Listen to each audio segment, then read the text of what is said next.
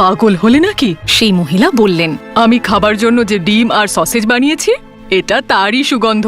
দৈত্য চেয়ারে বসে খাওয়া শুরু করলো। এর মধ্যে জ্যাক আলমারির ভেতরে চুপ করে বসে সব দেখছিল। দৈত্য খাওয়া শেষ করে তার স্ত্রীকে বলল, এখন আমাকে আমার মুরগি এনে দাও। বিশাল মহিলা টেবিলে একটা সুন্দর লাল মুরগি এনে রাখলো আর দৈত্য বলল, ডিম দাও।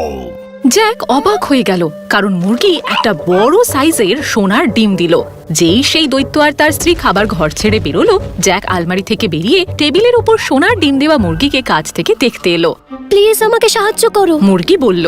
জ্যাক আশ্চর্য হয়ে বলল, তুমি কথা বলতে পারো? হ্যাঁ। মুরগি বলল, ওই দৈত্যটা খুবই হিংস্র আর প্রতিদিন ও আমাকে একটা করে সোনার ডিম দিতে বাধ্য করে। দয়া করে আমায় দূরে নিয়ে চলো। জ্যাক সোনার ডিম দেওয়া আর কথা বলা মুরগিকে মানা করতে পারল না। ঠিক আছে, সে বলল, কিন্তু আমাদের তাড়াতাড়ি যেতে হবে আর শান্ত থাকতে হবে। সেই মুরগিকে নিয়ে যত দ্রুত সম্ভব প্রাসাদ থেকে পালিয়ে এলো আর দুজনে একসঙ্গে বিন স্টক ধরে নিচে নেমে এলো। ধন্যবাদ। নিচে নেমে মুরগি বলল, আমি এই উপকারের কি প্রতিদান দিতে পারি? কোনো ব্যাপার না, তবে তুমি আমাদের সাথে থাকতে পারো আর আমরা কখনো ডিম পাড়ার জন্য তোমাকে জোরও করব না। মুরগি এই কথায় খুব খুশি হলো আর কথা বলা জাদু মুরগিকে দেখে জ্যাকের মাও খুব খুশি হলো। মুরগি শুধু তখনই ডিম দিত যখন সে চাইতো, আর জ্যাক ও তার মা সেই সোনা দিয়ে খুব ভালোভাবে জীবন কাটাতে লাগলো। কিন্তু একদিন যখন জ্যাক বাইরে খেলছিল, সে একটা অদ্ভুত শব্দ শুনতে পেল। মনে হচ্ছিল যেন কেউ বহু দূর থেকে গান গাইছে। জ্যাক চারিদিকে দেখলো, কিন্তু সে কাউকে দেখতে পেল না। তখন সে বুঝতে পারল যে গানের শব্দ তো উপর থেকে আসছে, বিন স্টকের দিক থেকে। আর যেহেতু জ্যাক খুব কৌতূহলী, সে জানতে চাইছিল যে কে গাইছে। সে আরো একবার বিন স্টকে চড়া শুরু করলো। সে ততক্ষণ পর্যন্ত উঠতে লাগলো যতক্ষণ না সে আকাশে পৌঁছয়। সে মেঘের মধ্যে রাস্তাটা দেখতে পেল এবং সেই রাস্তা দিয়ে প্রাসাদে পৌঁছে গেল। সে আবার সেই লম্বা মহিলার প্রাসাদের দরজায় টোকা দিল। হ্যালো। বিশাল মহিলা উত্তর দিল, কিন্তু এইবার জ্যাককে দেখে সে আর তার প্রতি দয়ালু হলো না। তুমি এখান থেকে চলে যাও বলছি। সে বলল, আগের বার যখন তুমি এসেছিলে সেই থেকে আমার স্বামীর মুরগিটা হারিয়ে গেছে। কিন্তু আমি এটা জানতে চাই যে কে গান গাইছে। জ্যাক কথা বলতে চাইছিল, কিন্তু বিশাল মহিলা তার মুখের উপর দরজা বন্ধ করে দিল। জ্যাক তখনও জানতে চাইছিল কে গাইছে, সেই জন্য সে খোলা জানালা দিয়ে প্রাসাদের ভেতরে লাফিয়ে ঢুকে পড়ে আলমারির ভেতরে লুকিয়ে পড়ল। তখন সেই বিশাল মহিলা স্বামীর জন্য রান্না করছিল। কিছুক্ষণের মধ্যেই জ্যাক একজোড়া ভারী পায়ের শব্দ শুনতে পেল, যে শব্দে পুরো প্রাসাদ কাঁপছিল। খাও মাও খাও, আমি এখানে একটা মানুষের গন্ধ পাও। দৈত্য গর্জন করলো, পাগলামি করো না। বিশাল মহিলা বললেন, এটা মাংস আর আলুর সুগন্ধ, যেটা আমি রাতের খাবারের জন্য বানিয়েছি। দৈত্য বসে পড়ল আর জ্যাক আলমারিতে লুকিয়ে সব দেখতে লাগলো। দৈত্য খাওয়া শেষ করলো আর স্ত্রীর দিকে তাকিয়ে বলল, আমার হার্প নিয়ে এসো।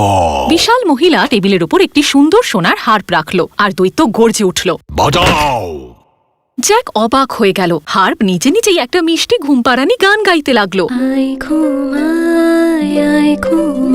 শিগগিরই দৈত্য ঘুমিয়ে পড়ল আর তার স্ত্রী রান্নাঘরে চলে গেল। জ্যাক আলমারি থেকে বেরিয়ে এলো আর টেবিলের উপর রাখা ম্যাজিক হার্পটা কাছ থেকে দেখতে লাগলো। প্লিজ আমাকে সাহায্য করো। হার্প বলল। জ্যাক চমকে পিছিয়ে গেল। সে কি, তুমি কথা বলতে পারো? হ্যাঁ।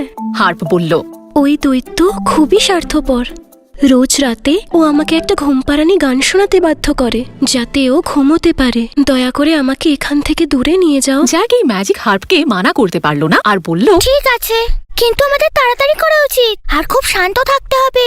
জ্যাক হার্পকে সঙ্গে নিয়ে দ্রুত প্রাসাদ থেকে বেরিয়ে ছুটতে লাগলো। প্রাসাদের বাইরে বেরিয়ে সে হার্প সহ বিন স্টক দিয়ে নিচে নামতে লাগলো। কিন্তু যেই হার্পের বাজনা বন্ধ হয়ে গেল, দৈত্য জেগে উঠলো। যখন সে দেখলো যে তার হার্প চুরি হয়ে গেছে, তখন সে রাগে গড়গড় করতে করতে জ্যাককে তাড়া করলো। খাও মাও খাও। সে জোরে দৌড়তে লাগলো। মা! জ্যাক বিন স্টক থেকেই জোরে চিৎকার করলো, কুড়ুলটা নিয়ে এসো। যেই তারা মাটিতে এসে পৌঁছলো, জ্যাক কুড়ুল নিয়ে বিন স্টক কাটা শুরু করে দিল। দৈত্য যেই দেখলো গাছটা এক্ষুনি পড়ে যাবে, তাই সে তাড়াতাড়ি মেঘের ওপর তার প্রাসাদের দিকে ওঠা শুরু করলো। সেই বিশাল বিন স্টক পড়ে গেল।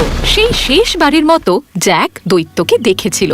ধন্যবাদ। হার্প বলল, আমি তোমার এই উপকারী ঋণ কিভাবে শোধ করব? কোনো ব্যাপার না, তুমি আমাদের সাথে থাকতে পারো। জ্যাক বলল, যদি তুমি না চাও তাহলে তোমাকে আমি গান গাওয়ার জন্য অথবা বাজানোর জন্য জোর করব না। হার্প এই কথায় খুব খুশি হলো। আর যখন জ্যাকের মা এই ম্যাজিক হার্পকে দেখলেন, তিনিও খুব খুশি হলেন। লোকেরা বহু দূর দূর থেকে তার সঙ্গীত শোনার জন্য আসতো। মুরগি আর হার্পের সঙ্গে জ্যাক আর তার মা আনন্দে দিন কাটাতে লাগলো। আর কখনো তারা অভুক্ত থাকেনি। সমাপ্ত।